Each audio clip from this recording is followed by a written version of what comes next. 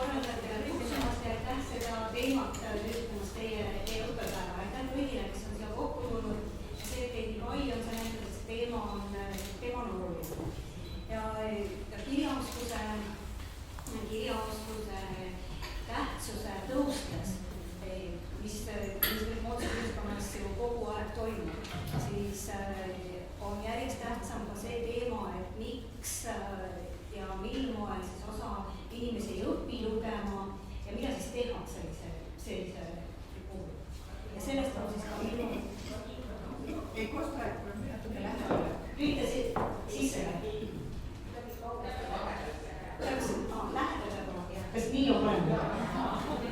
Ma mõtlen, kus see on ära ette.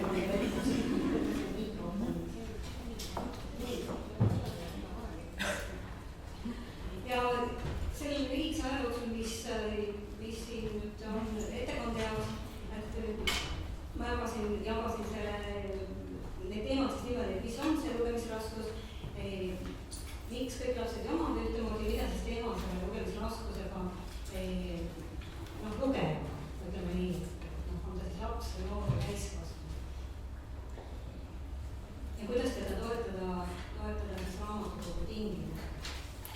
Kuidas lugemisoskus kujuneb, selle kohta on hästi palju teooriaid loodud ja küllap olete ise neid õppinud ja teate neid asju. Aga teada on see, et lugemisoskus, et ta baseerub teatud teistel oskustel, ehk nende kognitiivsetel oskustel. Ja nende oskuste vajalik tase, teatud kindel tase on aluseks lugemise ja kirjutamisoskuse kujunemisel. Ehk et kui meil seda baasi ei ole, siis ei ole võimalik õpetada. Ja seda me näeme, et väiksed lapsed näiteks ei oska lugeda. Nad tuleb küll tähti tunda ja teada isegi tähesti võib-olla järjega, aga nad ei saa kokku seda tähe järge, et lugeda. Ja hästi oluline tegur lugemise ja kirjutamisoskuse arengus on kõne. Kõne on selliseid keskseid nähtusi. Nüüd üldse inimeseks olemise juures ja kirjaoskuse juures kujunemise juures ka. Ja kõigil lastel ei kujune siis need lugemise eeldused ja lugemise aluseks olevad oskused ühesugused. Ja see ongi see põhjus, miks hiljem siis nende puudulike või teistsuguste aluste pealt kujuneb ka selline lugemine välja kohta, lugemisraskus või siis ka düsleksia. Ja lugemise raskuse ilmingud on nähtavad lugemiseelses eas. Ehk et enne kui lapsed õpivad, lähevad formaalselt kooli, hakkavad õppima nüüd süsteemselt ja kavakindlat lugemist ja kirjutamist, on need märgid varases eas juba nähtavad. Et seda oleks nagu tark teada. Võib-olla see ei ole nii väga oluline teadmine raamatukogu töötajatele, aga endile ja lapsevanematele. Et see on nähtav varases eas ja kõne on jälle üks neid keskseid tegijaid. Lugemis- ja kirjutamisoskused kaasajad, hästi palju räägitakse, ühendatakse kokku kirjaoskus. Ma katsun nüüd ka olla selles moodsas lainis ja rääkida kirjaoskusest ja mõelda siis nii lugemist kui ka kirjutamist. Ja see kirjaoskus on üks komplitseeritumaid, üks keerulisemaid vaimseid tegevusi, mida me teeme. Ja kirja kasutab, kirjaloov ja kirja kasutajad on maa peal ainult üks liik, et need on inimesed. Et ükski teine eluslooduse üksus ei ole selle maailma olemas, et tema kasutada kirja. On selline suur pilt, mis asi see lugemisraskus siis on. Siin nüüd vaikselt tuksub lugedaks aju, ta loeb inglise keeles. Ja noored siis näitavad järjekorda, kuidas see lugemine toimub. Kumma pidi see aju nüüd vaatab, kas ta vaatab mere poole või metsa poole?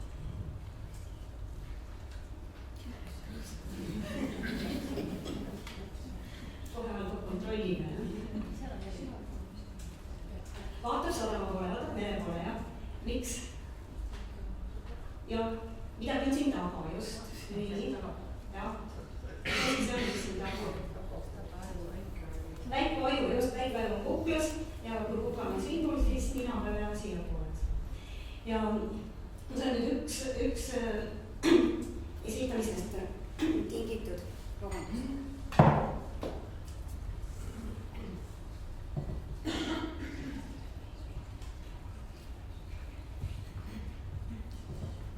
Kognitiivsete protsesside puhul enamikul meist on aktiivne või aktiivsem tasand allpool ja sellepärast esitatakse kõik need kõne ja kirjastusega seotud ajupüstite niipidi, et ees on vasak ajupool.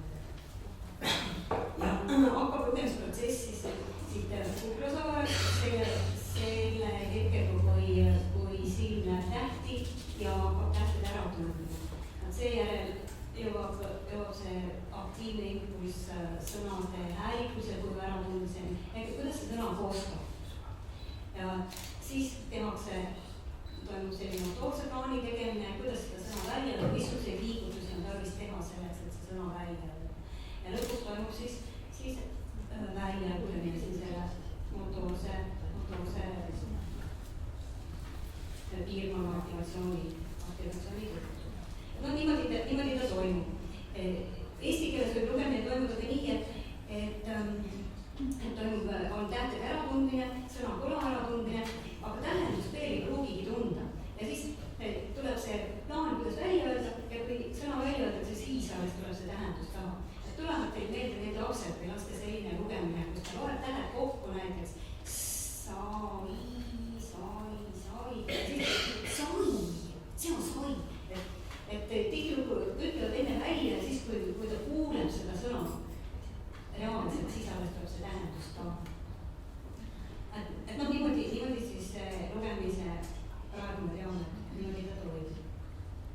Ja lugemist võib vaadelda sellise 3 komponendi ühinemisena. On lugemistehnika, see, kuidas me loeme, eks ole, siis loetu mõistmine, arusaamine ja 3. on aeg. See aeg, mis selleks lugemiseks kulub. Ja aeg on hästi oluline komponent jälle. See liiga aeglane lugemine räägib ka sellest, et protsess ei ole. Ja kui läheb väga palju aega, siis algus läheb meelest ära ja mis on loetud ja meelde jagatud lõpp. Et liiga aeglane lugemine ei ole ka liitud paikasi mingisugustele raskusele. Ja lugemisraskuseks või siis ka düsleksiat peetakse sellist lugemist, kui esmased raskused on kokkulugemised, sõnade kokkulugemised ja tekivad seal mingisugused vead. Ja tänu sellele siis toimub ka see sõna mõistmine kas mingisuguse nihkega või mõistete üldse. On selline tore sõnapaar eesti keeles nagu ostis ja otsis. Ja mõlemad on tähendusega sõnad, eks ole, ja mis nüüd määrab selle sõna tähendus? 2 tähe omavaheline positsioon. Ja nii kui seal, eks ole, tõstetakse ringi, siis me saame teise sõna. Ja mõlemad on õiged sõna. Ostis pluusi või otsis pluusi, mida pluusiga tegi, aga mida seda täpselt ei tea. Et see on selline klassikaline näide, või sellest tuleb see mõistmise iserasus. Et ta teab, et pluusiga midagi tehakse, aga mida täpselt seda ei tea. Et see on see, et on tehnika ja on mõistmine. Ja kui räägitakse lugemise raskusest, siis mõeldaksegi neid lapsi ja noori ja täiskasvanuid, kellel on raskused just nimelt selle tähtede kokkulugemise, tähtede silpide kokkulugemise tasandil. Siin ei ole juttu sellest, et ei suudeta lugeda suuri pakse romaanisarju või ka pikemaid jutte või tähendused on sellised mitmekihilised ja mitmetähenduslikud, vaid see kõige lihtsam kokkulugemine.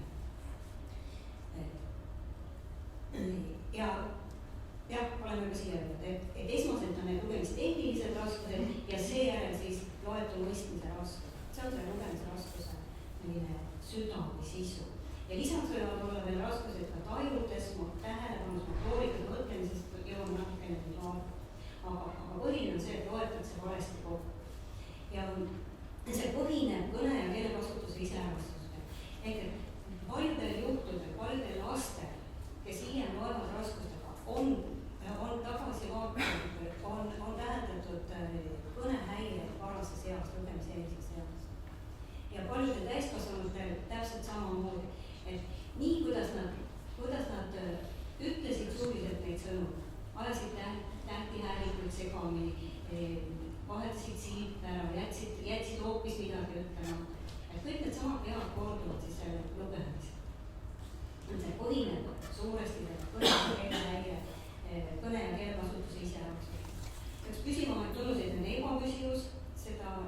ilmselt on ka kõik kohanud, kes nüüd tööga, kes oma lastega, et üks päev oskavad, teine päev ei oska. Üks päev on väga hästi selge, teine päev tundub, nagu näeks seda asja esimest korda täiesti unustanud. Ja igale arv suureneb stressi korral. Et kui oma rahulikus olukorras midagi lugeda või midagi teha seal, siis see läheb oluliselt sujuma. Nii on tarvis kas esineda või klassis midagi teha või selle peal veel hoidkud olemas hinne pannakse, siis läheb käest ära. Ja koolis näiteks see paistab selline välja, et õhtul kodus loetakse, mingit on seal lugeda, see toimub seal kodutingimustes ja järgmine päev laps tuleb kooli, siis see lugemine ei õnnestu ja võivad üldse loobuda näiteks lugemistegevusest ja öelda, et ma ei ole õppinud või ma ei tule lugema. Ja järgmine hetk on koolis see kuri ema, kes ütleb, et mis siin toimub, kodus lugesin ja kõik oli väga hästi. Et selline ebapüsimus on hästi tüüpiline. Seda ei osata enam ka väga hästi selgitada, aga tähendab seda tähendab. Ja kõigist nendest varse ja kõne ja keelehäiretest võib siis tulla lugemisraskus, sellest omakorda õppimisraskus ja lõpuks jõuda akadeemilise raskuseni üldse ja toimetulekuni elus. See on teada, et näiteks kinnipeetavate hulgas on düsleksiaga inimesi rohkem kui populatsioonis tervikuna. Mitte kedagi düsleksia pärast vangi pandaks, aga ilmselt mingid oskused jäävad ikkagi arendamata ja potentsiaal välja või rakendatakse seda kuskil tingimustes. Ja sünonüümidena lugemisraskus ja düsleksia, sellised terminid on kasutusel, nad on suures osas kattuvad ja kasutatakse sünonüümidena, aga kui neil mingit vahet tehakse, siis pigem niimoodi, et lugemisraskus tähendab sellist laiemat mõistet ja hõlmab ka sotsiaalseid põhjuseid. Ehk vähest õppimist, vähest või mittesobilikku lugemisõpetust, teist keelekeskkonda ja düsleksia mõeldakse siis just nimelt neid neurobioloogilisi häireid selles protsessis, nendes piirkondades, mis meil lugemise tagab. Selline üldine pilt siis lugemisraskusest ehk düsleksiast.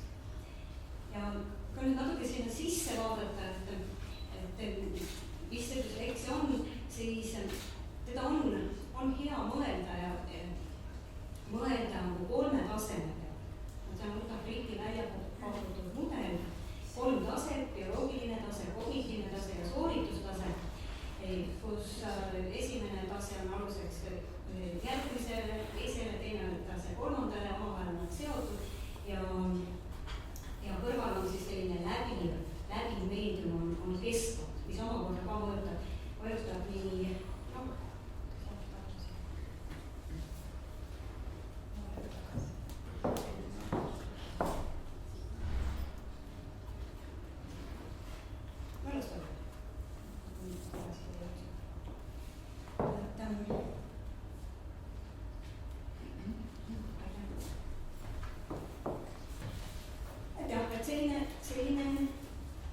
selline mudel mõtlemiseks, et mida me saame teha ja kuidas me saame aidata oma võimaluste piires neid lugejaid, kellel on siis seda tüüpi raskus.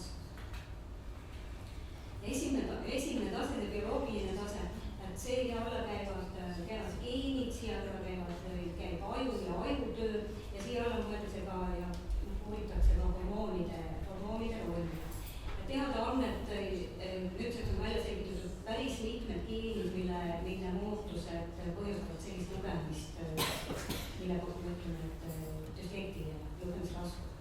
Seda nüüd empiiriliselt kinnitavad ka see lugemisraskuse levik perekonniti.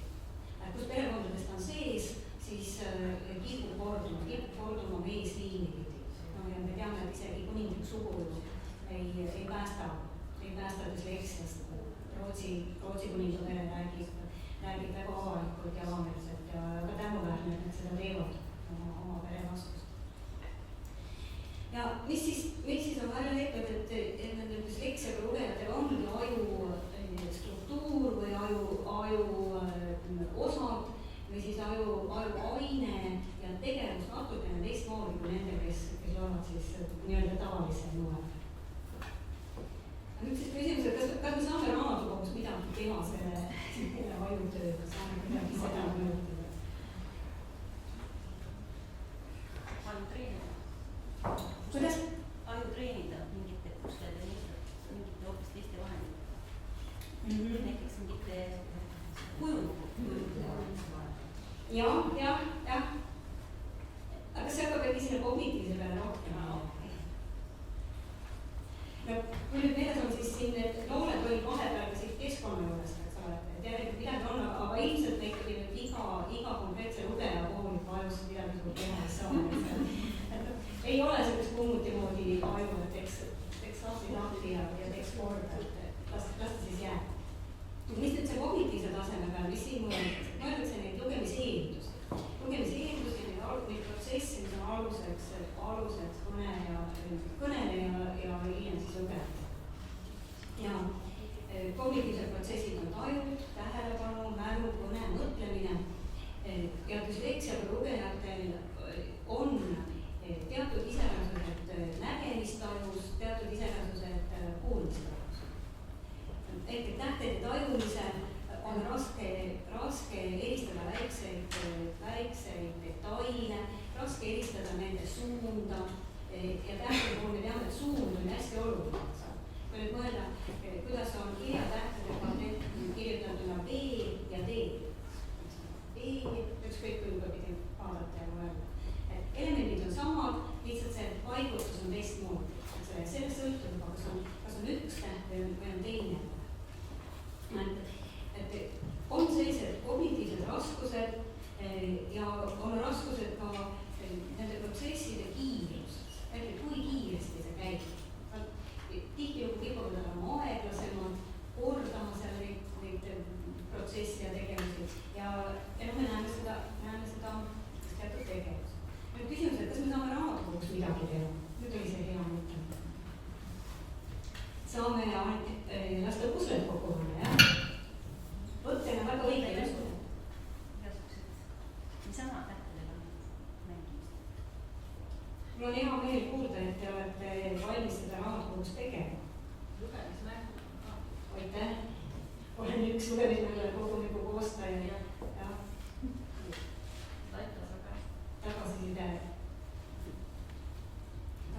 on väga südamsoovitud. Jah, me saame midagi teha nende laste enda jaoks, eks ole, nende protsesse kiirendada, arendada, aga me saame ka seda keskkonda kujundada vastavalt sellele, kuidas inimesel taju ja tähelepanu ja vastuvõtuvõime üldse on. Jõuame pärast sinna ka, et see läheb ka sinna kognitiivsete teadmiste juurde. Ja viimaseks siit siis see sooritustase, ehk see, mida me näeme lugemisel. Kuidas see lugemine siis välja näeb? Kui me teame, et on kromosoomid kuidagi ja geenid ja siis on aju aga kuidas see lugemisel siis välja paistab? Ja enne oli juttu, et lugemistehnika ja loetu mõistmine, siis siin algatuses on nüüd see lugemistehnika vigade loetelu ja algkool on loetu mõistmise vigade loetelu. Aga peab kokku lugemisel ja sarnane suulise kõne, sellest oli juttu, aeglus lugemisel, aimamisi lugemine, ka olen hästi palju näinud, eks ole, et vaadatakse sõnale peale ja siis öeldakse mingi kõlanud sarnane sõna või ka kirjas sarnane sõna. Üks tore näide on, mida ma olen hästi palju teinud, kes on enne kuulnud, siis parandage, kui ma vean. 3. klassis oli olnud lugemikus lause, väike põletab karukasukasse auku. Ja õpilane luges auku asemele teise sõna. Väike põletab karukasukasse ja nüüd selline sõna, mis on kirjaliselt ja kõlavalt üsna sarnane. Mis see võiks olla? Pauke sobib, aga pole praegu see. Auto. Tema luges auto. Väike põletab karukasukasse auto. Ja mõtles, et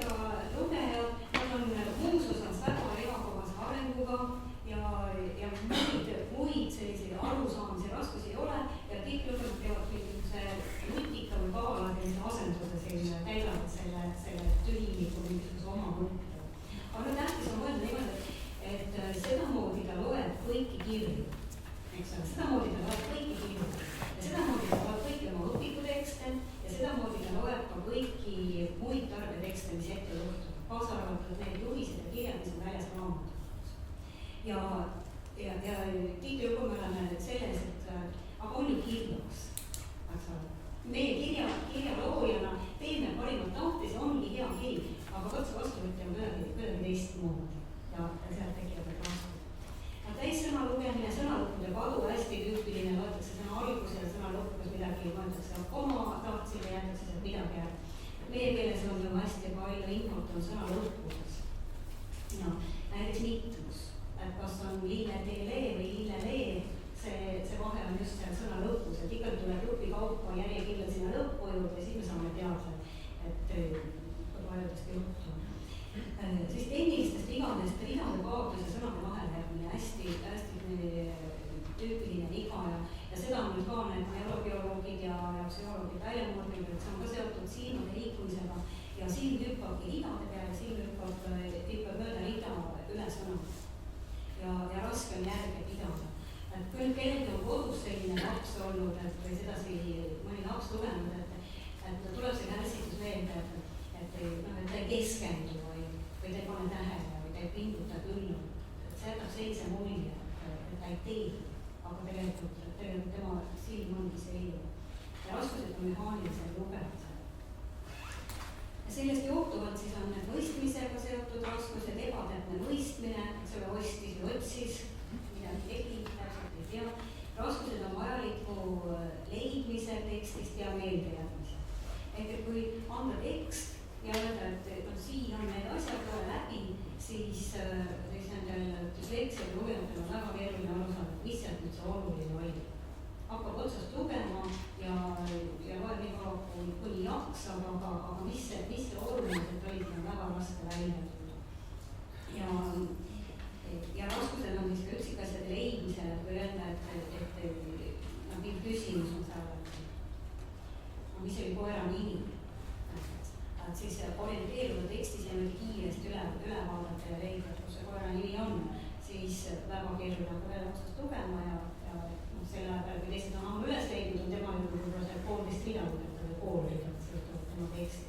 Ja sellised vihjed ei tule nagu abiks, et praegu oli see näide, mis on koera nimi ja mis see vihjed võiks olla. See võiks olla suure algustähega, et vaataks kas või suurte algustähtede järgi, kus see sõna on või numbrite järgi või vihjed ei aita. Ja keeruline on siis lugemas õppida, et mis iganes, on see siis koolitekst või on see mõni teine tekst, et ta loeb ja saab aru, mis peab tegema, ilma eelteadmisteta on hästi keeruline. Seda siis lugemisest. Aga lugemisega koos käib ka lugemiskäitumine, see, mis me seal ümber näeme. Tihtilugu need, kui me lastest räägime, siis nad väldivad igasuguseid lugemised seotud tegevusi, nad ei taha lugeda. Nad ei taha mängida eriti neid lugemismänge, nad ei taha harjutada tähti, nad ei taha neid igasuguseid lotustada, kus ta siis mängida, kus tähed on sees või pihtpidavalt midagi lugeda. Ja sellega hakkab ka see, et tihti on ka raske ka igasuguste mustrite järjestuste tegema, mis iseenesest on samasugune järjestamine nagu tähtede järjestamine. Et kui on nüüd sellised inimesed meil, eks ole, raamatukogu peavad ka need inimesed tulema, et siis nad katsuvad seal võimalikult kiiresti, eks ole, oma asja kätte saada ja ära minna. Et nad väldivad neid tegevusi ja võib-olla raamatukogu suhtes on see eriti selline intrigeeriv, et ta ei taha tulla sinna, ta teab, et see aines on väga raske, ta peab tulla. Ta peab minema raamatukogu, ta peab õppima selle raamataks. Et on see väga keeruline. Mõelge, et me ise peame midagi sellist tegema. On vaja teha.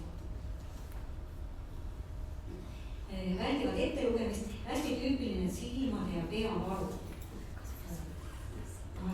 Kaebavad ja väsimine. Hästi rutakavad kaebavad peavarid silmavaru. Ja see on tõsine märk, et sellest võib saada manipulatsioon, aga enne seda on kindlasti tõsine märk ja tähelepanu väär. Ja raskus on siis teksti kasutamise ja ka kasutamise mõistmise.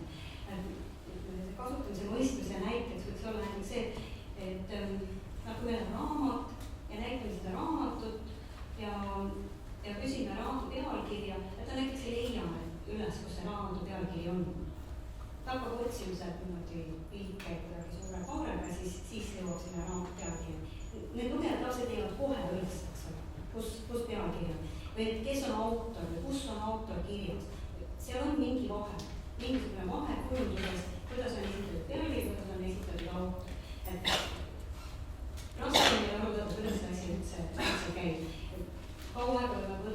näiteks tagurpidi ette, võtavad raamatu kätte nagu klotsi, kiiravad ja vaatavad seal ja siis jõuavad alles selleni, kuidas see raamat käes on. ja muud sellised veel laiema ringi raskused, et raskused uute mõistete õppimisel. Tõepoolest on ka see oluline teada, et kui te juhendate seal mõnda sellist lugejat, kellel on raskused ja kasutate neid termineid, mis teie jaoks on igapäevaselt. Isegi ei julge ühtegi terminit enam pakkuda, näiteks kataloog sobib selleks. Ei ole enam kataloog. E-kataloog, no nii. Nad ei proovi ka, eks ole, teada seda mõistet ja selle mõisteni kiiresti jõuda. Raskused igasugused järjestustöötamisel, kasutamisel, taastamisel, olgu selleks näiteks siis see tähestiku järgi riiulis leidmine ja edasiliikumine või numbrite järgi. Ja tihtilugu on ka raskused enesekavastusoskuste korra loomisel, et see võib aga pruugi olla, aga paljudel düsleksiaga inimestel on raske nagu mingisuguse süsteemi tagamise, süsteemi loomise. Ahaa. Ja see paistab välja sellena, et nende asjad võivad olla segamini, kotis segamini, kui nad selle raamatuga arutavad, siis võib-olla ühes kohas, teises kohas segi läbi need raamatud, mis nad tahavad tagasi anda ja mis nad juba võtnud on ja viieksid ka seal kuskil vahel ja tuleb seal midagi kirja panna, siis kirjutavad selle peale iga kuu kohta. Ja tihtilugu on tarvis neid selliseid organiseerimisoskusi ja kas me saame lugejaid toetada selle lugemisprotsessi tasel? Kuidas mõtled on?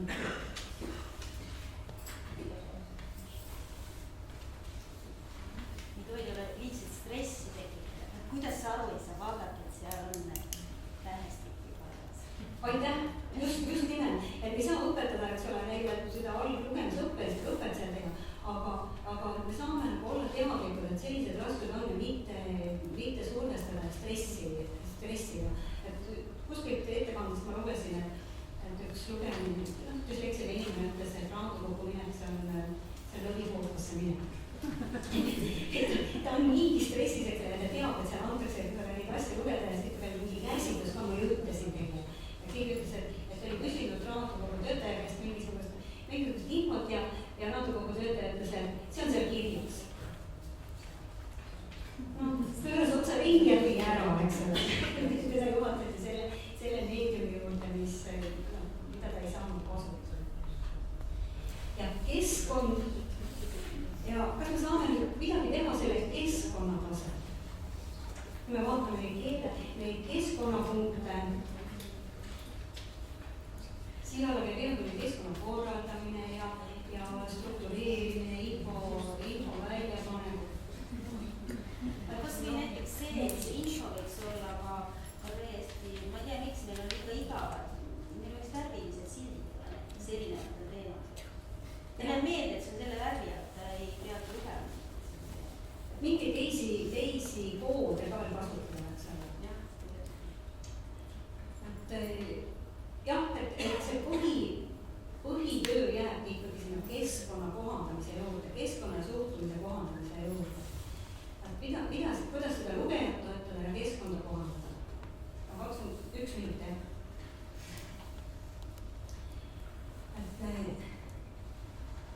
Oli siin paljudest asjadest nüüd juba juttu ka ja need punktid siis siin kordamisena veel üle.